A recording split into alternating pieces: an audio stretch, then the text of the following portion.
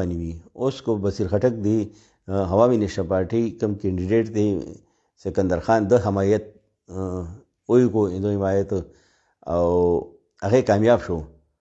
سکندر خان خټک دې نشي سره کامیاب شي نو راتلونکي کم چې منظرنامه به جوړیږي نو به کې ودایي چې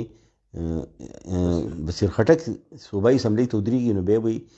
دغه خاندان چې دی سکندر خان خټک کم خاندان دی مسعود عباس لازماً دی به سپورټ کوي. نو دې سره چې خټک اتحاد چې دې سره مضبوط شي او نظامپور خټک او کوړي خټک دا چې دواړه لاس ملاو کړي په یو ملګرتیا باندې یو پیژنې راشي نو څنګه چې کو دې پرې دی سټو وستو تحصیل نظامت نو به راتلونکي سټونه وستن ان یا صوبایي وستن دې ته به سکران نه دی. نو دا اوس چې کوم اتحاد کیږي د راتلونکي سیاست باندې د منظرنامه چې د نقشه د سیاسي نقشه ا دې سره جوړیږي. جہانگیری تحصیل کی کوم وایو دې ټیم تر تا حال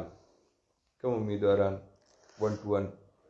فائنل مقابله والے دي فهم چې کوم ګورو کوم سرګرمیان چې کوم دي هغه عوامي نشته پارټي کوم کینډیډیټ ته سکندر خان خټک د سیوا جلسې کیږي د شمولیت هم ټول سیوا دي